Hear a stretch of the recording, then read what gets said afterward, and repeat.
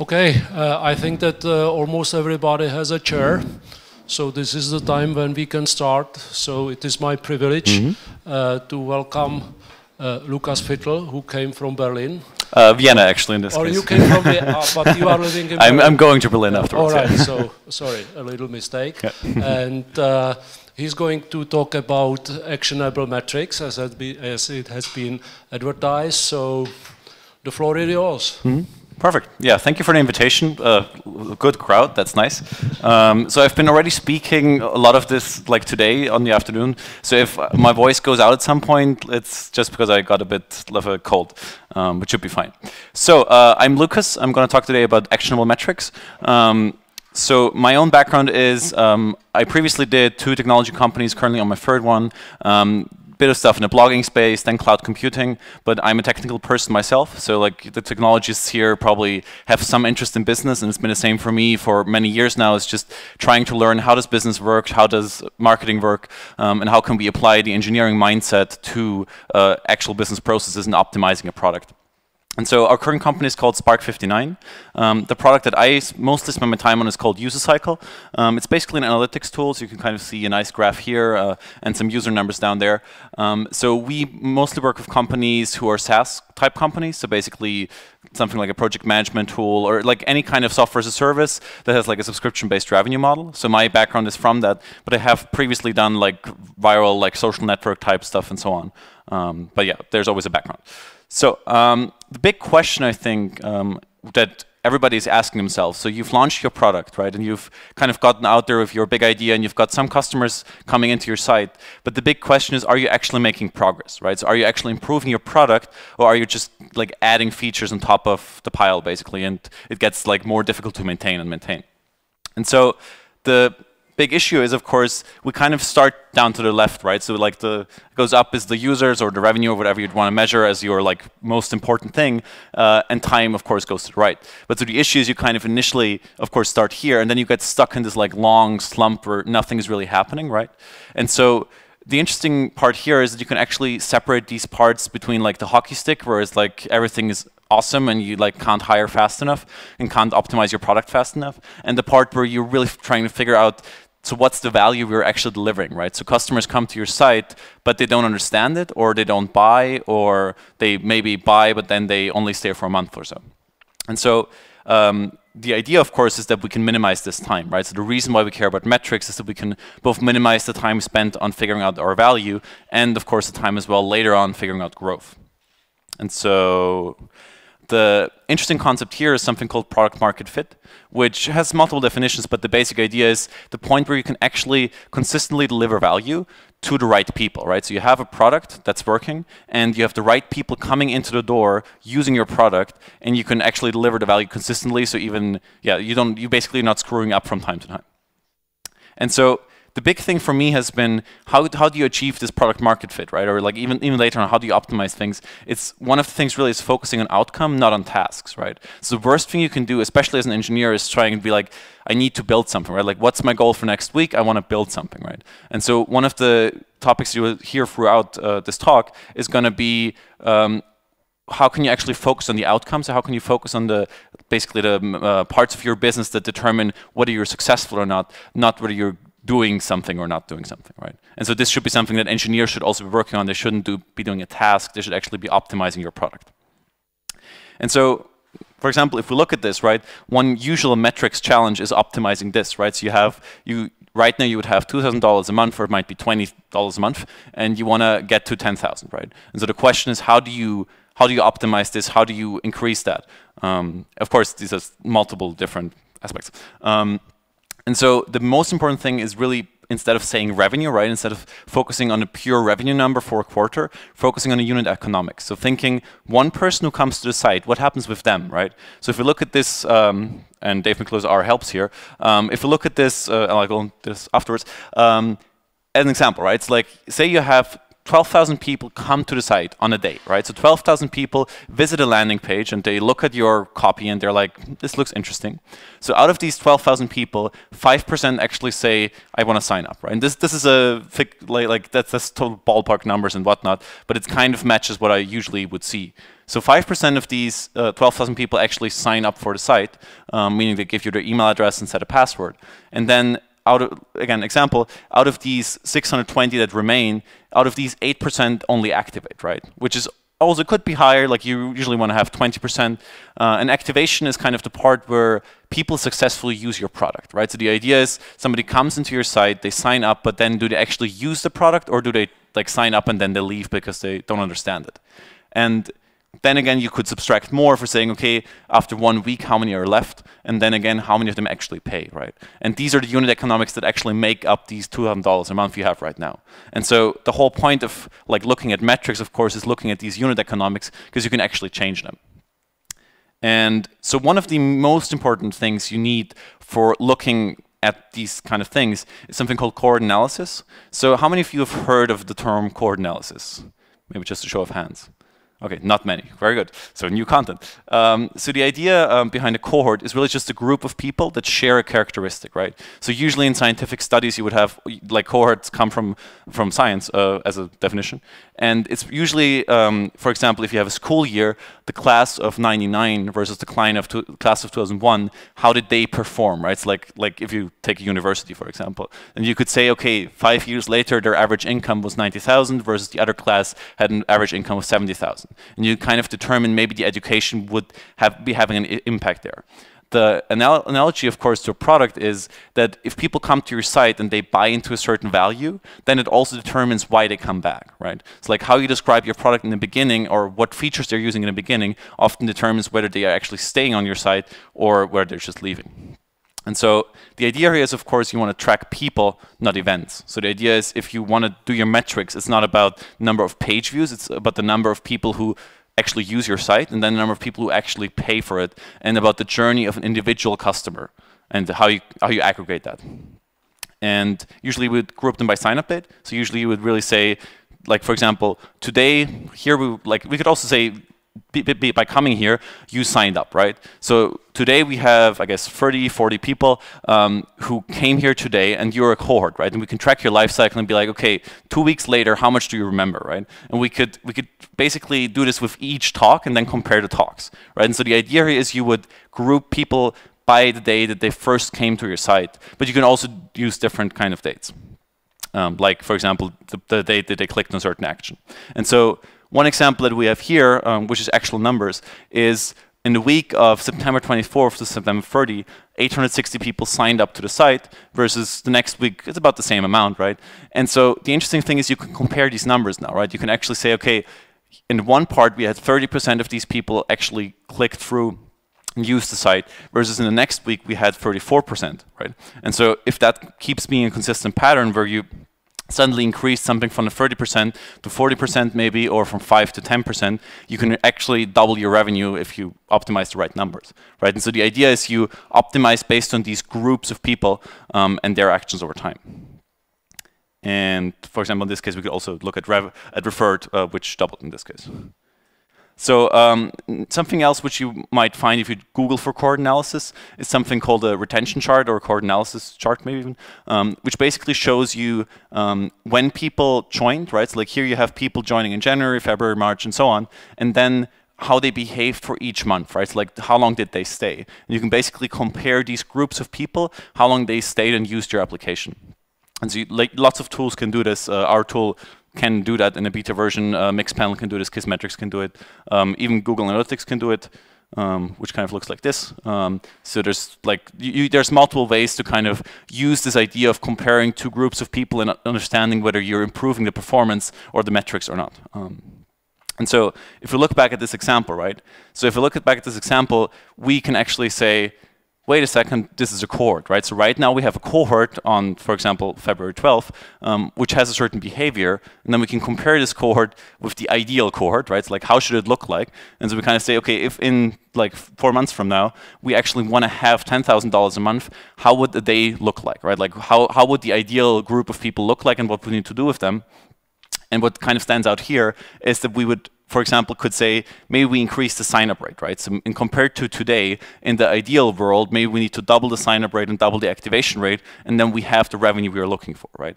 And so the idea here is you can basically optimize around these numbers, and you can really zoom in and focus and say, okay, can we improve the number of people who go to the landing page to sign up? Like, can we try improving that? And you can actually measure this each day, right? So you can launch a change and see if that makes an impact or not.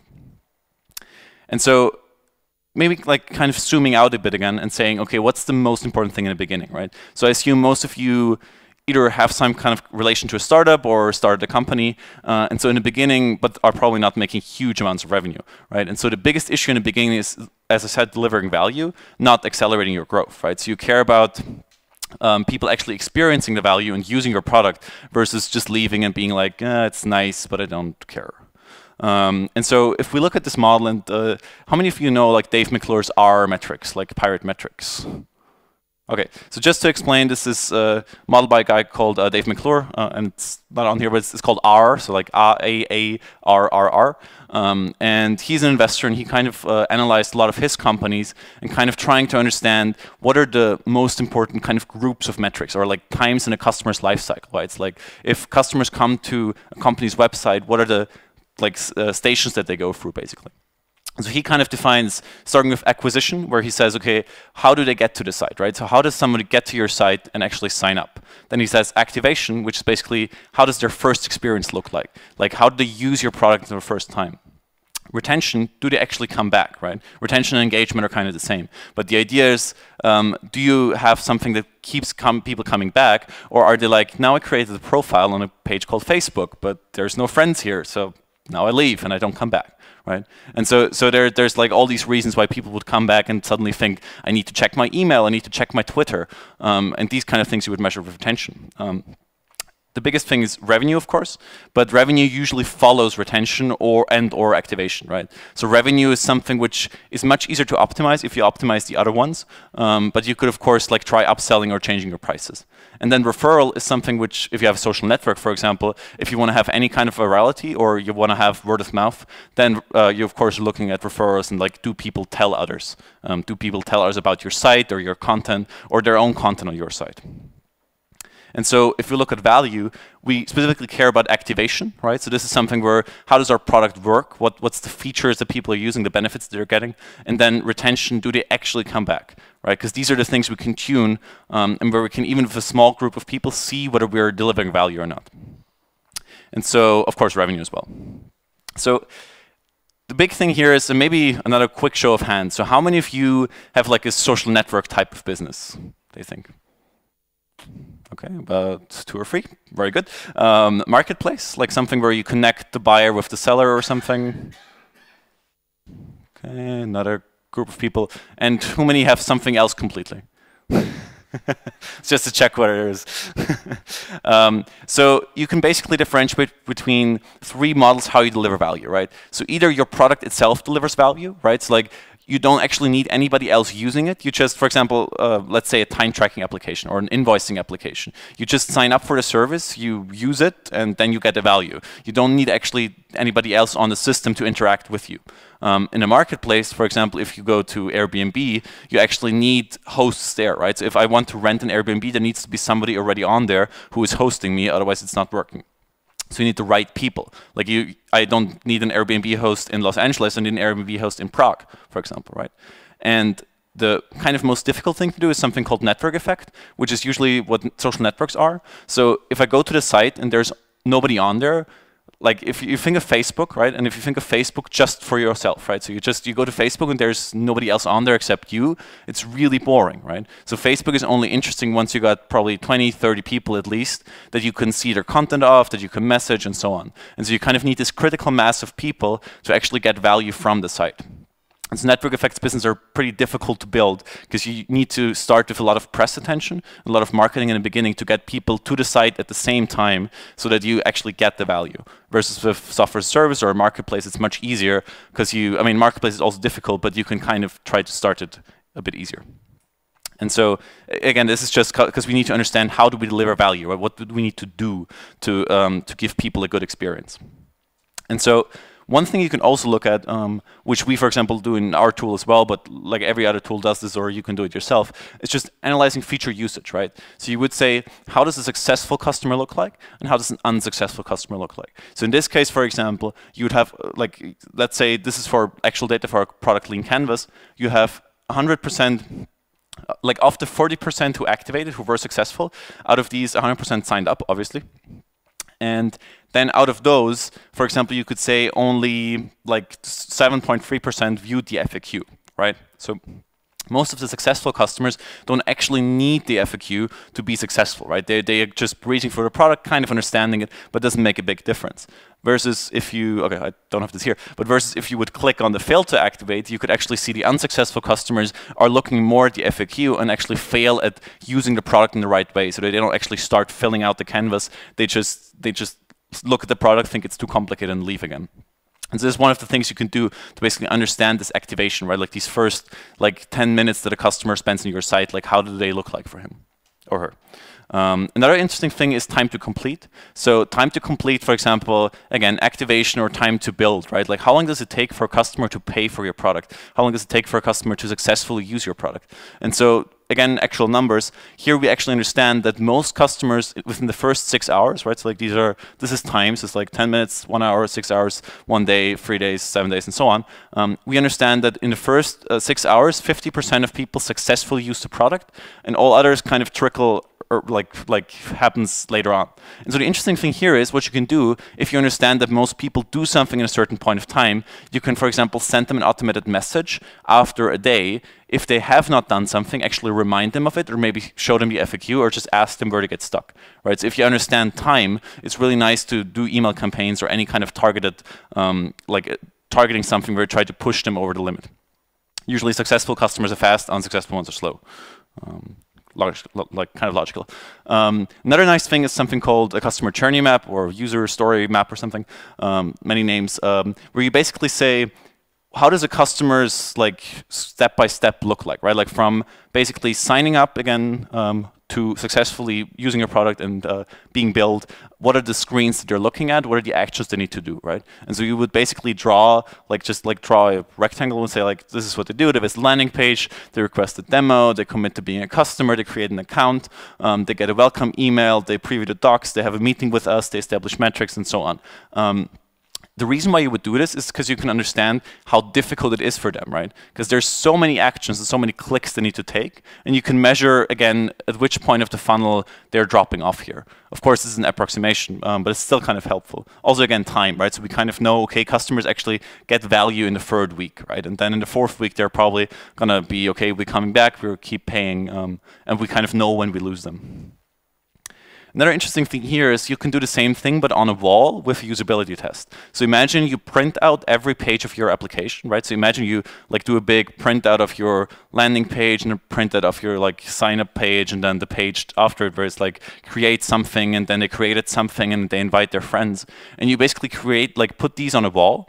And then in a different room, you have somebody do a usability test. So you actually get a customer coming in using the product, and you observe where they get stuck, right? So like each of these, like these would be the screenshots, and then each of these is a post-it, right? So I observe a customer getting stuck somewhere, and I put a post-it to the page saying, okay, this is where they got stuck.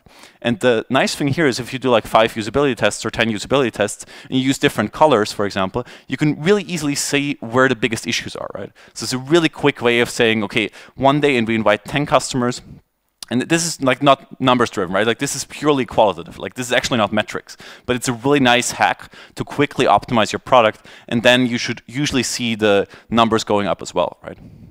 So just like in the slides, there's some details on that, but it's a nice technique.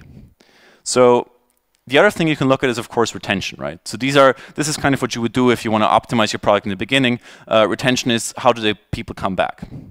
And so one of the nice things you can try to understand is, do they do something more than once, right? So for example, if you have like a Kanban board or project management software, did they create more than 3 cards or to-do or something in the product, right? Because once they did, you know they will keep coming back. So a successful customer would then like create enough, and once you know they created a couple of those, you know they will keep coming back because they understand how the product works. Same thing is with a blog post, right? If you have if you're WordPress, you actually care about the second blog post much more than about the first one, because the second blog posts mean they come back and they actually cared about the product, or wrote 5 restaurant reviews for like a review site. Another nice thing, something called the Customer Happiness Index. It's a pretty complicated topic, so you can probably look it up if you're interested in this.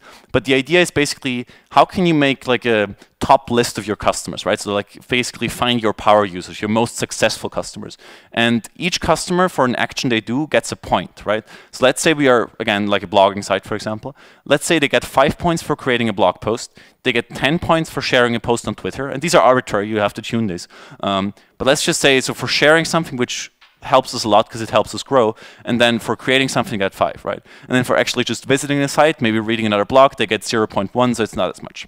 And you count these for each user, and you count these for each user, and reset the counter each week. And so each week you basically get a top list of who are your best users and why, right? Like which actions are you doing, how are they being successful for you? And this is like pretty interesting. A company called HubSpot has developed that, Dharmesh Shah, and it's really useful for just seeing how are successful people using my product. If you're interested in Customer Happiness Index, just look it up. Other thing you can do quite easily is just say of a cohort of people, right? Well, how does the 1-day retention look like, 7-day retention look like, and so on? That means how many of them come back after 1 day, how many of them come back after 7 days, how many of them come back after 14 days, right? So it's kind of, it's going to go down and down and down. But the idea is somebody who actually comes like to your site the day after they signed up, they have a reason to come back, right? They actually, like that's a good group of people, they cared. And again, somebody who comes back a week later or like 2 weeks later, they actually are even better, right? Because they had reason to come back. And so these are quite interesting numbers to look at, again, on a cohort basis. And so, again, you would have the cohort chart, which tells you something similar. And so maybe just quickly, because otherwise we're probably changing topics a bit. So is there any big questions you guys have maybe on this topic? Otherwise, we have a bit of Q&A in the end. Just making sure that there's nothing you're totally confused by. Yep. Do you want to have the microphone, or yeah? I can also repeat the question if it's easier. Hello, I'm Jan. Would you recommend some tool which would be easily hooked up to existing HTML application and that would, let's say, measure the behavior of user?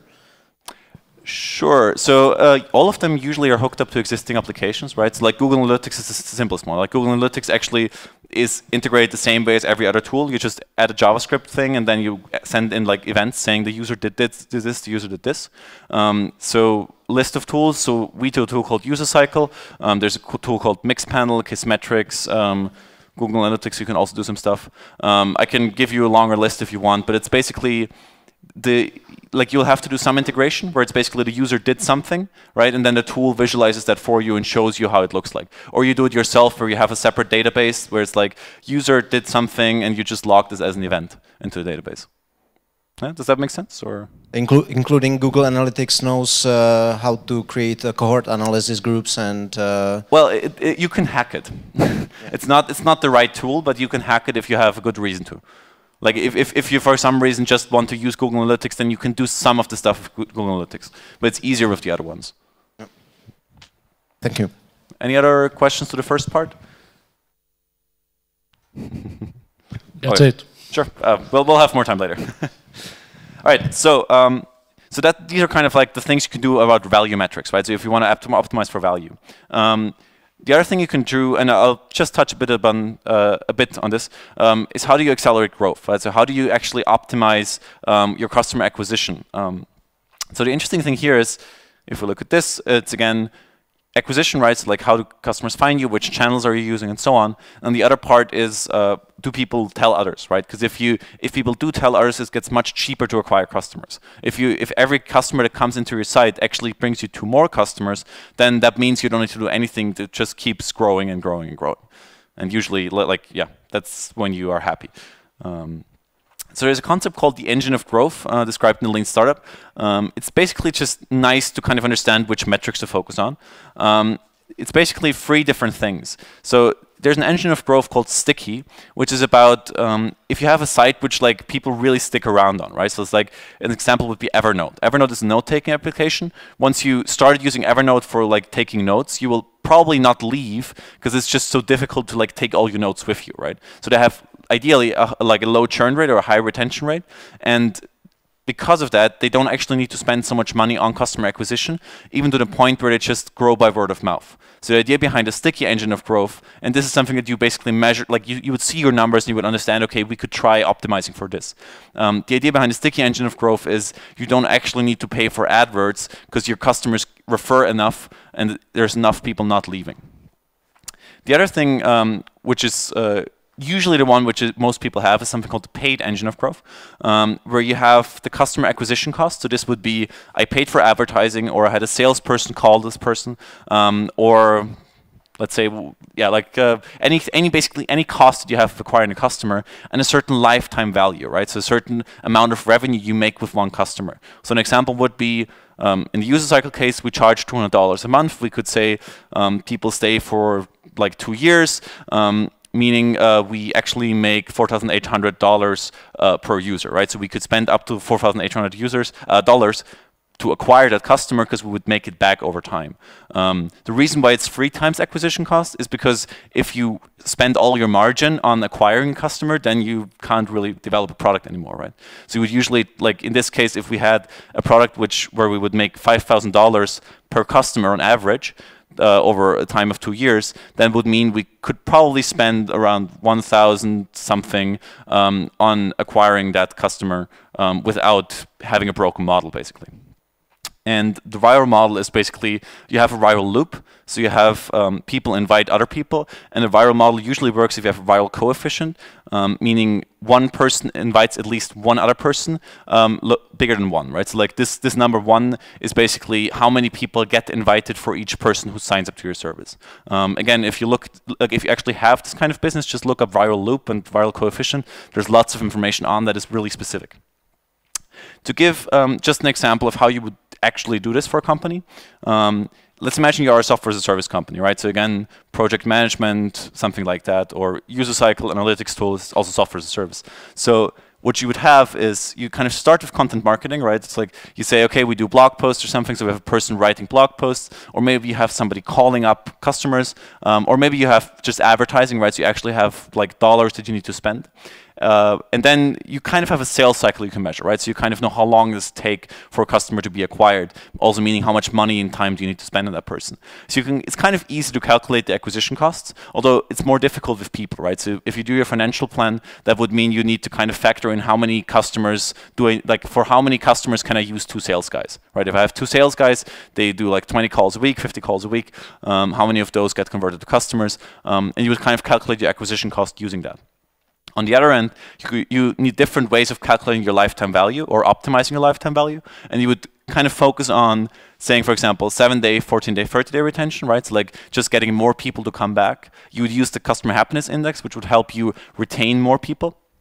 And you would, of course, look at churns, like how many people leave each month, and then what's the amount of revenue you make with each user, right? And so this is quite specific to each business. So these, like for SaaS, it's actually quite defined, right? So if you have a software as a service type company or something similar, then you can kind of use these as rough ideas.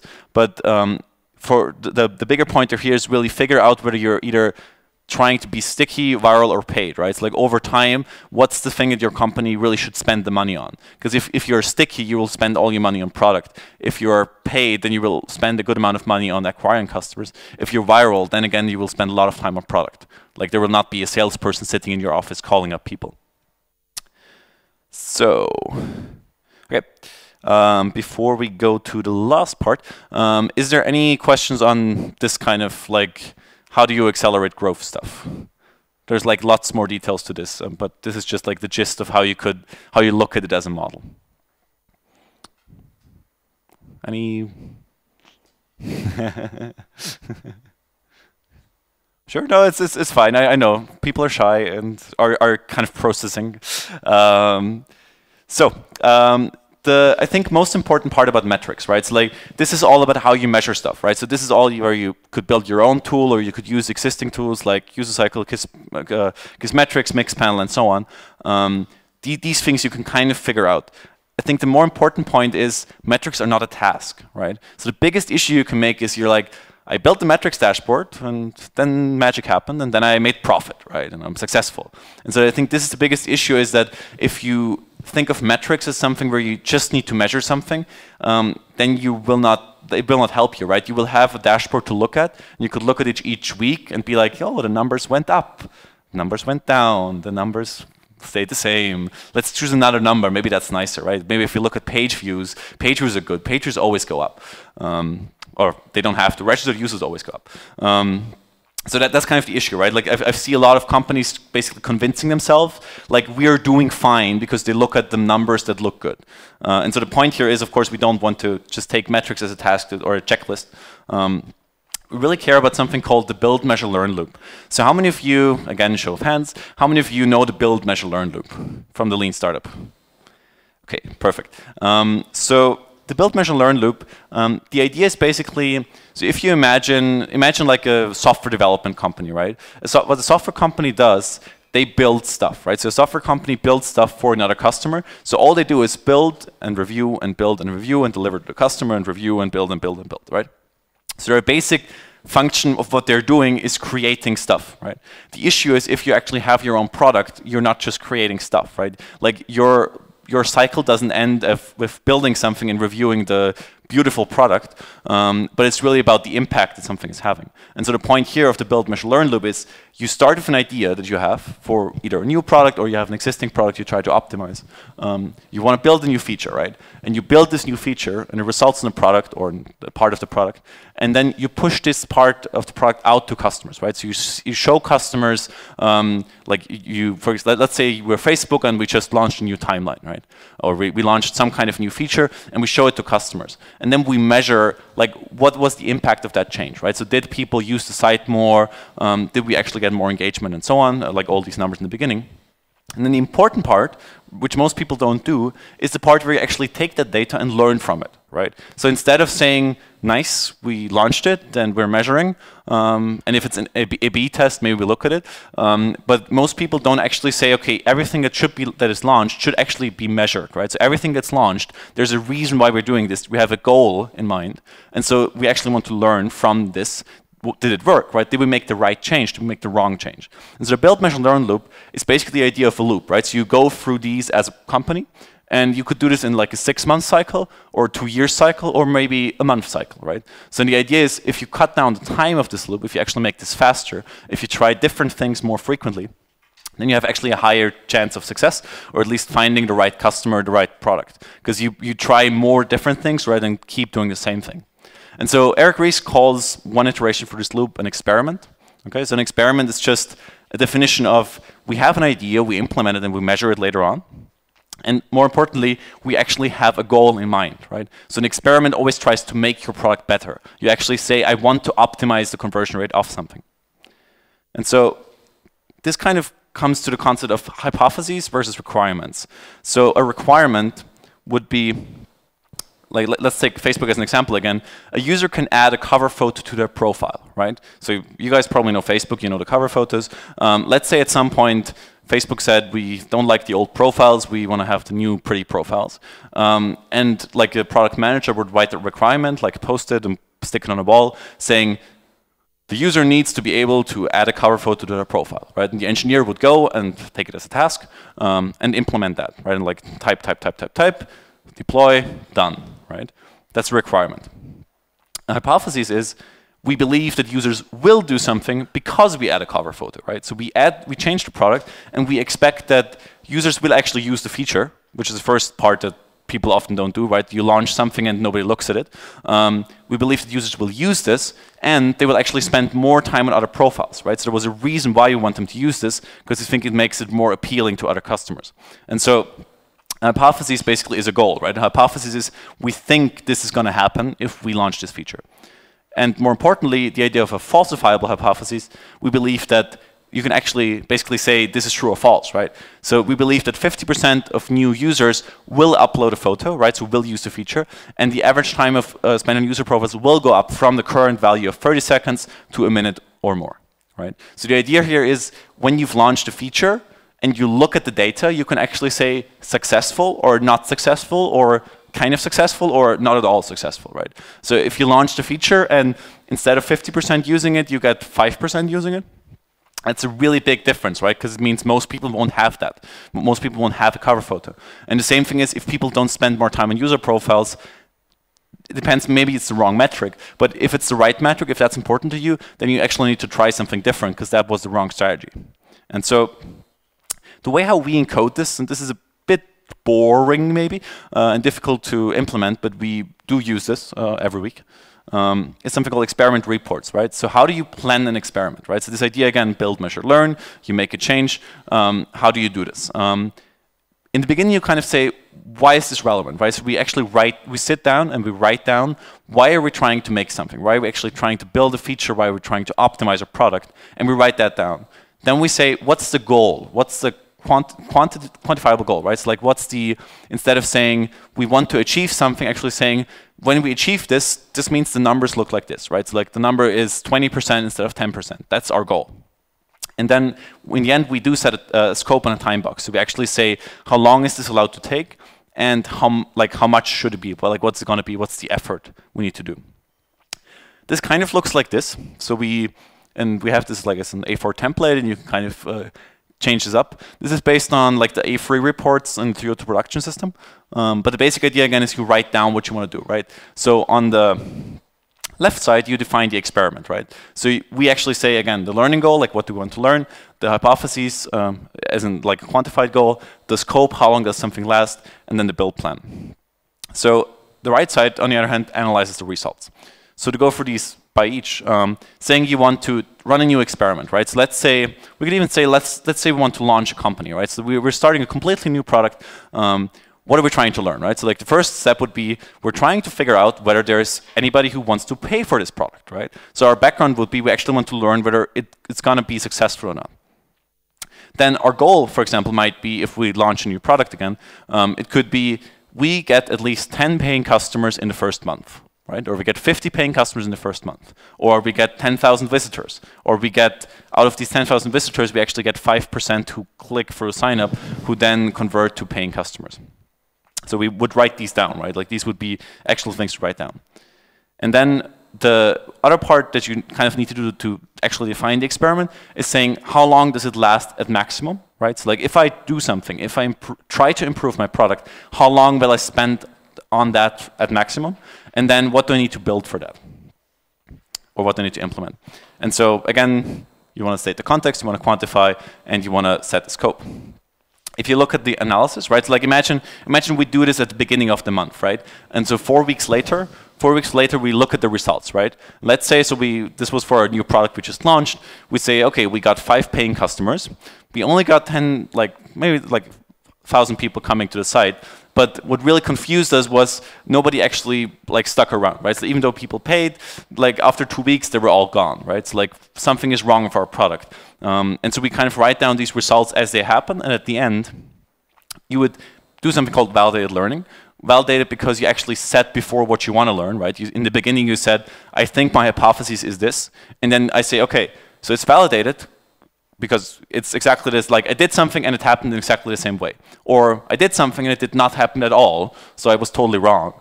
Or what happens most of the time, you did something and it kind of happened, but it didn't really happen good enough. And so if the third thing happens, you can actually try to rerun an experiment, right? So you can try to optimize something, set another time limit of 4 weeks, and then again analyze, okay, did we reach the goal now or didn't we? And if that keeps happening, you should probably do something else. And the last thing, of course, on that report is what's the next thing you're going to do, right? So based on if we filled out this pretty thing, we filled out all the pretty things and we run an experiment, what's the next thing, right? So why did we do this? What is it? Should we now, okay, so we're now successful, what's the next thing, right? Or did we not improve something, should we try something else? So, Yes.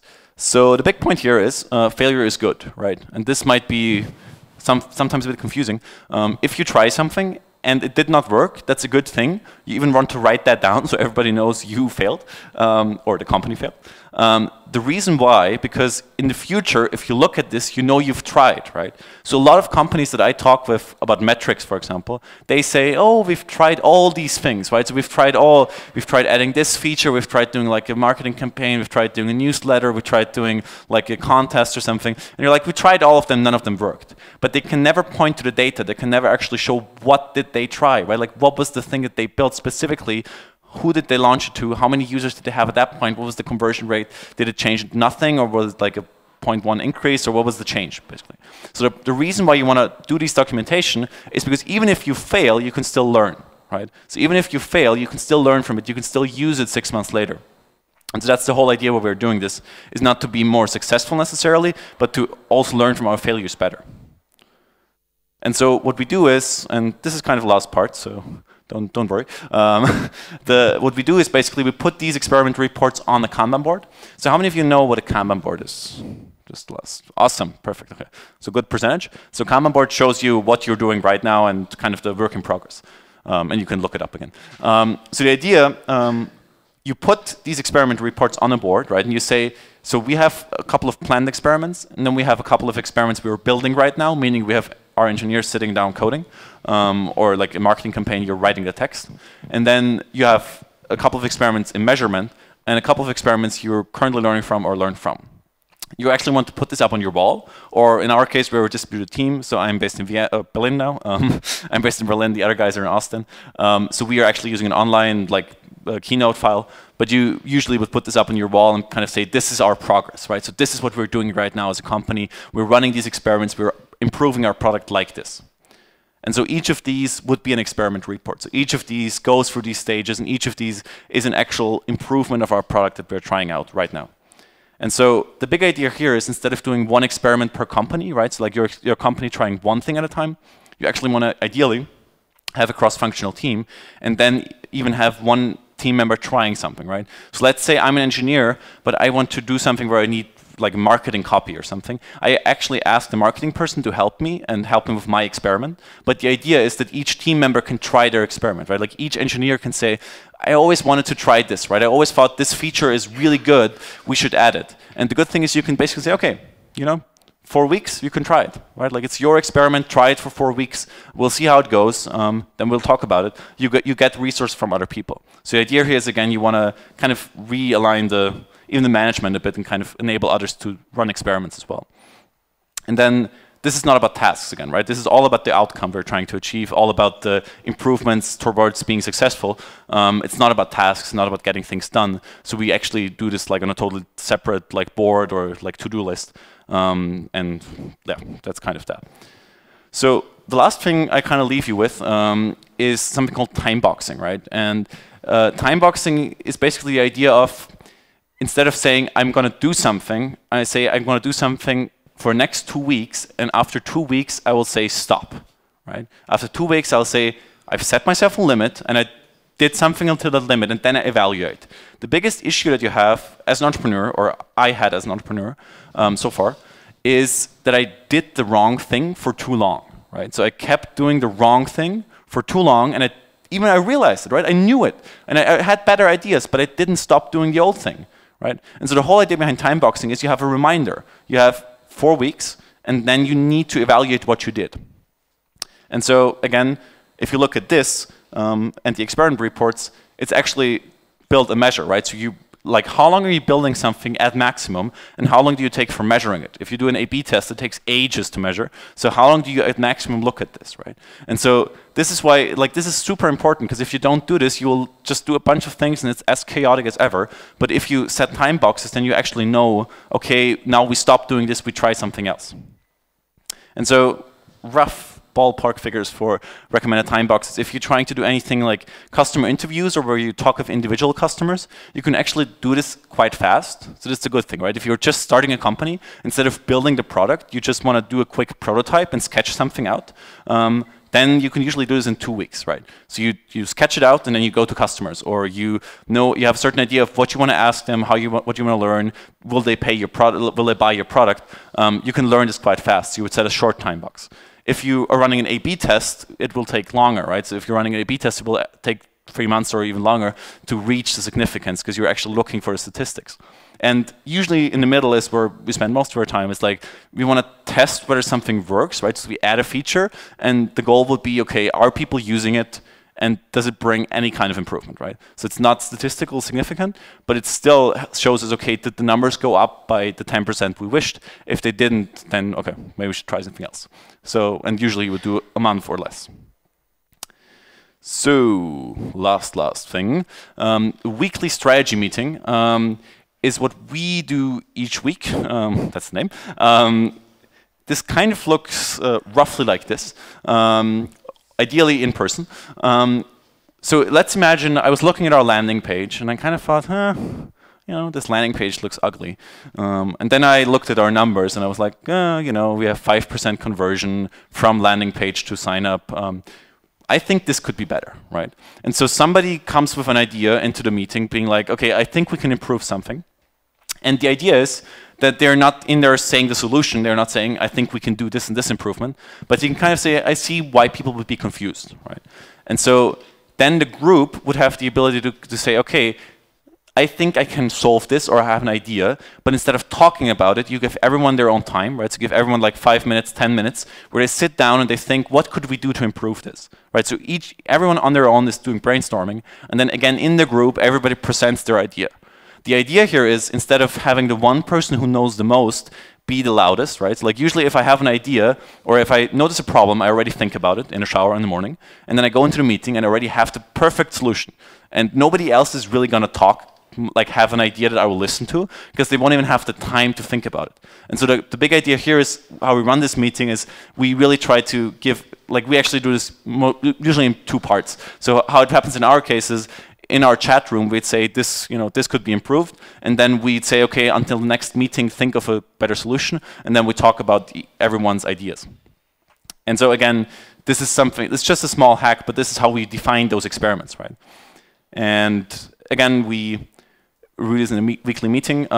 If you do stand-up meetings, right? If you have like in the morning, everybody like stands up and says, "This is what I'm doing right now." Usually we do these for tasks, not for the outcomes, not for the experiments, right? We do these for the what did I get done yesterday? What do I need to get done today? So you kind of focus on the efficiency, and you don't have to constantly ask yourself like, "Am I doing the right thing?" So you only ask yourself, "Am I doing the right thing?" once a week, not every day. Otherwise, it's really confusing. And so that's kind of it. I hope that was kind of coherent. If you have any more questions or would like to have more content, if you go to j.mp/s59metrics, we actually have like a longer presentation and emails, and we don't actually sell you anything there. We sell you something at the end if you care about lots more content. But the point here is, again, we do this because we think about it a lot and use it for our own products. So thank you, and open for questions, I guess. Very good. So the first question, please. I have a question regarding the many experiments at the same time. Mm-hmm. How you can tell which experiment has which effects if you do many on same time? Sure. Usually we would focus on different metrics. So usually if you, for example, one experiment would focus on the landing page, because our designer thought he wants to optimize the landing page. I would build a new feature and be like, this feature will increase the retention. So usually it would focus on different parts of the funnel. And so you kind of like, these variables are usually independent. So that's why you can do that. If you want to be, like, you should not test the same thing. It's like, you should not do 2 improvements to the same page at the same time. Like, that would be a bad idea. But does that answer the question? Yeah. Thank you, Lukas. Thank you very much. I liked this part on making some kind of experiments. Mostly, I know that Google, for example, does this experiment constantly. So there are thousands of experiments running all the time. So every user takes some part in some minor change experiment. So, but the question is, I understand this idea part, but anyway, I want to understand how to define something that should be experimented with. For example, well, some people say that you need to experiment even with the color of the buttons. Sure. Yeah. Or well, let's move this button just a pixel to the left, and then another pixel, and then it took ages just to define the position of the button. Sure. So, what's how to define the right thing to experiment with? Do you know the answer? Sure. I mean, there's definitely multiple answers. I can give one. I think, I mean, another company would be Amazon, right? So Amazon runs lots of experiments. Jeff Bezos even says himself, like they run, I think, like more than 10 experiments a day, at least, that they deploy actually to customers. And they do most of the experiments on a sales page, right? So the page where you actually buy a book or something else on Amazon. I think the answer lies already in that, right? So the point is you optimize the part where most of your customers do something. The reason why Google cares about a button color is because that's the page that everybody's looking at, right? Like the reason why Amazon cares about the sales page is because that's the page where they lose most people because they don't click the buy button, right? That's where they need to show the social proof. That's where they need to like show to your friends who already bought this and so on. Although they not do much of that. So I think the answer is if you look at the funnel, right? You would start in the beginning, right? So it's much easier to optimize like landing page experiments, really easy because you see a lot of traffic and you can test easily, right? Same for activation. You have like the first 5 minutes of your site, you can really quickly change something on that and see if it has an impact. So I think that's kind of like the experiments that are interesting are usually ones which are earlier in the funnel rather than later. Thank you. Yeah. Okay, the next question. Nobody? Okay. Give them time.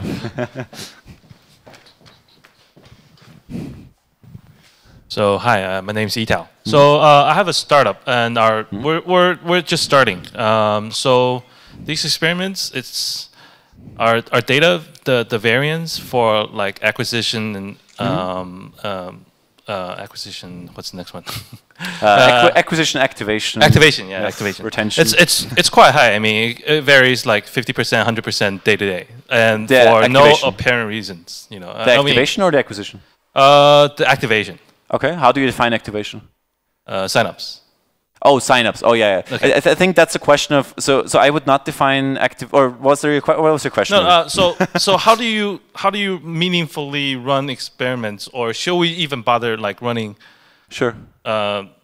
Like in-depth experiments with such high variance. But so okay, so that number is high. So why are you not super happy and like why are you not a millionaire? We're happy, but we're never happy enough. No, but are you making money with that? No, not yet. Okay. Yeah. So I guess the question is then: do you have a way of making money right now? So, sorry, is that? Oh yeah, well, we'll get there. But so I mean, so how do you? The question is, how do you measure? How do you do experiments when the variance is Sure. So wait, the variance or the? The variance is 50 to 100%. Not okay. So you're saying the issue is that it's sometimes 50 and sometimes 100. Yeah, something like that. Yeah. Yeah. I would say usually it should even out. But I think the more important point to make here is you're probably measuring the wrong number. So I think like that's actually a good point where if you look at let's see if we can find this again. If you look at the R funnel, right? And this is something that I've thought a lot about. Is so what is acquisition, right? Like when have I acquired a customer? And I think what we usually do is a customer is acquired once they signed up, right? So as soon as the customer successfully signed up, then they are acquired. And so activation is not the number of landing page to signed up, but activation is actually the first successful experience, right? And so this is the really important number. So even if your sign up, and if your sign up rate is 50 to 100%, like from landing page to sign up, that's awesome, right? That's really good. But then the bigger question becomes, what do they do afterwards, right? And how you can measure that, right? If your product, again, if you would have a blogging platform, then your goal would be for people to create posts, right? So you would define your activation rate as the person has created at least 2 blog posts, right? And that number would probably be 10%. Or 5%, right? And that number probably consists of multiple smaller numbers between those, right? So you have some like they signed up. Okay, so how many of them ever went to the editor interface? How many of them ever actually created a post? How many of them ever created a second post? So it's kind of like trying to break these down, but you just define the next goal, right? You just go further in the life cycle. If that makes sense. Yeah.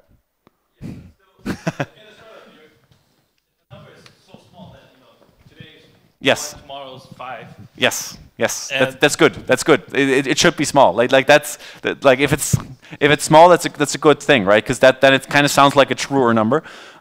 If it's too small to be significant, then I would try to, for example, email these people, right? So if you get 5 people who are really successful with your product, email them and ask them why. Do a Skype session with them. Do a usability test. Like not usability test, but do like you're a successful customer. Why? Like why do you care about this product? Or you're unsuccessful. Why? Right? So then you would choose different methods. Other questions? All right. Yeah, I'll be around afterwards, and also have my email. Well, wait. There might be still some more. Okay, questions. so yeah. Okay, the last question. No more questions. All right. So I think that there's no email on there, but yeah, you can probably share my. So do you actually have a list of people who are here right now? Well, I don't know if we have all of those who are here today, but sure. Definitely we have a list. Okay, so if you don't get any, if you don't get any slides, or if you don't know my email, then just look me up on LinkedIn or Google me or something, and then we'll connect. Like, yeah, but we can put your address or a link or whatever you wish on our site, awesome. So yeah. all our viewers or users can pick it up. Yep, sounds good. Okay, so very much thank you very much for a very interesting presentation. Sure. Thank you very much to all of you who came, and please.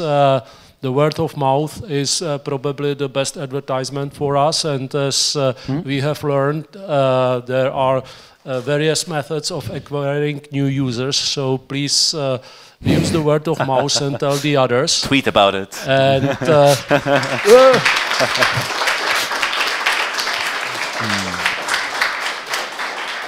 And the other things I would like to say is that the next meeting, which is next Thursday, we will welcome Lucie, who is going to teach you how to prepare a great presentation, how to actually engage with the crowd.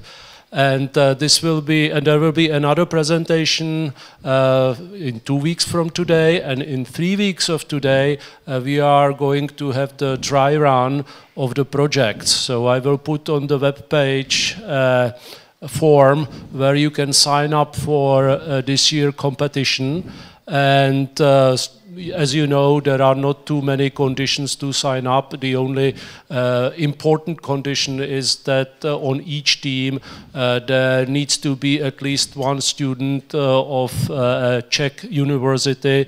This has the reason is that the prizes we'll be giving away will be given as in a form of a scholarship. So those of you who already made up some team, please sign up, give the address, and we'll be looking forward to meet you in the dry run presentation, and at the, in the middle of May at the final presentation in front of a jury, and then if you win, and I hope that there will be winners, you'll get interesting prizes. So thank you very much one more time, and please join us in the follow-up networking.